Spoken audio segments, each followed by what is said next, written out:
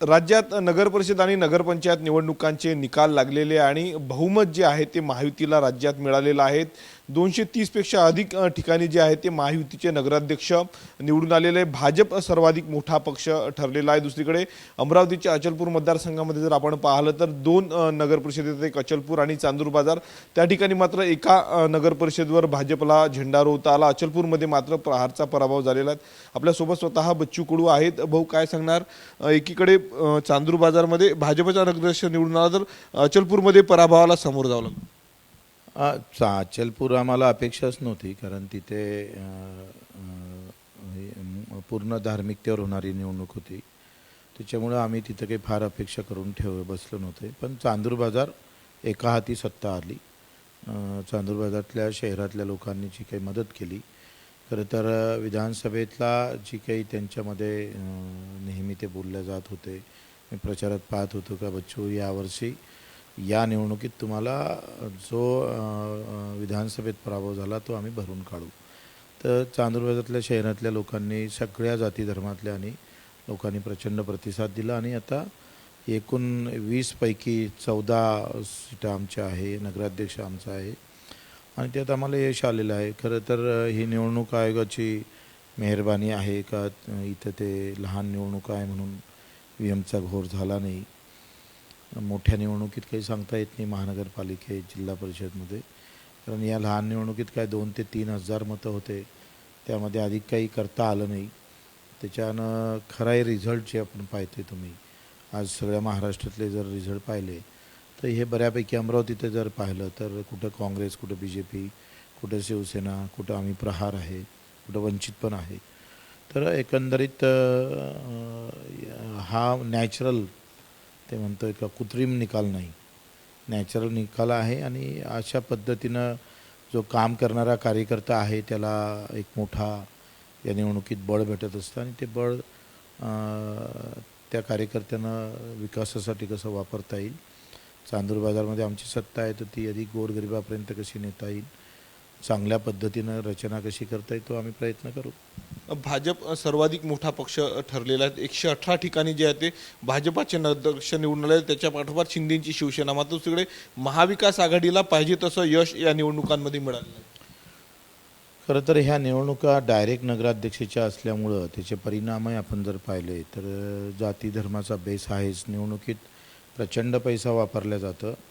म्हणजे आम्ही चांदूर बाजारची निवडणूक अचलपूर जेव्हा आम्ही पाहिलं सगळ्या जवळून, तर पैशाचा खूप मोठा, सत्तेतला पक्ष हा नेहमी अधिक पैशाचा जोर ताकद लावतो आणि त्याचे परिणामही काही ना काही मिळत असते। आता जे निकाल लागले याचे परिणाम काही जिल्हा परिषदच्या निवडणुकांवर होणार आहे का, ज्या पद्धतीनं भाजपला मोठं मॅन्डेट मिळेल? असं काही नसतं। म्हणजे लोकसभेचा निकाल भाजपच्या विरोधात गेला, विधानसभेच्या भाजपच्या बाजूने राहिला, पुन्हा नगरपालिका, पुन्हा ग्रामीण भागातल्या निवडणुकीच्या या निवडणुकीवरून दुसऱ्या निवडणुकीची आपण चर्चा करणं किंवा त्याचे गणितं बांधणं ही मूर्खताच आहे, हे कधीच शक्य नाही आहे।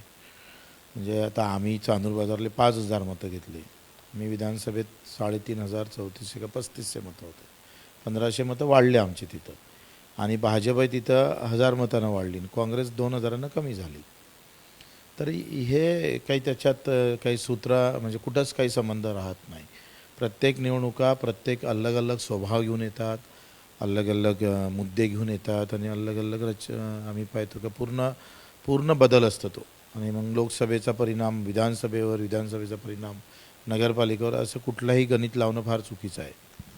प्रहारने किती ठिकाणी नगराध्यक्षपदाचे उमेदवार दिले होते आणि किती निवडून आले आणि किती नगरसेवक उमेदवार तुम्ही उभे केले होते आणि त्याचे आत्ता किती विजय झाले? आम्ही आता पुऱ्या महाराष्ट्रात मला वाटते आम्ही 100 ठिकाणी केले असेल आणि 50 ते 60 पर्यंत आम्ही पोहोचलो।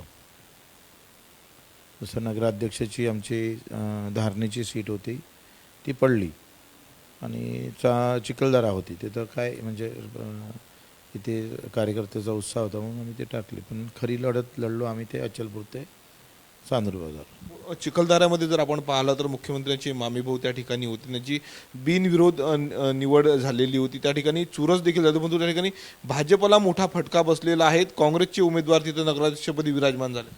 कसं आहे, बिनविरोध हा काही लोकांच्या मतानं झालेला भाव फार काम केले किंवा एक कार्यकर्ता म्हणून बिनविरोध झाला नाही, ते दबावतंत्रच होतं आणि त्याचाच झटका भाजपाला तिथं पडला. उलट ते बिनविरोध करून जे काही तानाशाही दाखवण्याचा प्रयत्न केला भाजपनं, त्याचा परिणामच त्या निवडणुकीवर पडला आणि मग सरसकट काँग्रेस निवडून आली.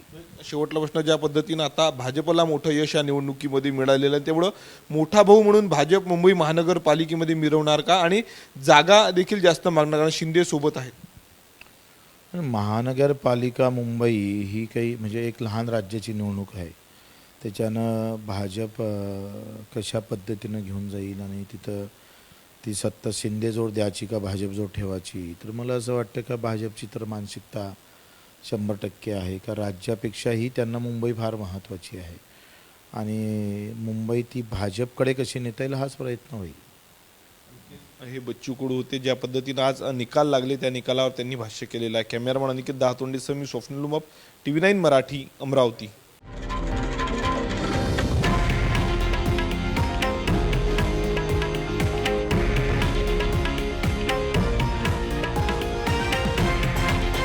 हे आहे देशातील नंबर 1 न्यूज नेटवर्क आणि आपण पाहत आहात TV9 मराठी, एकमेव.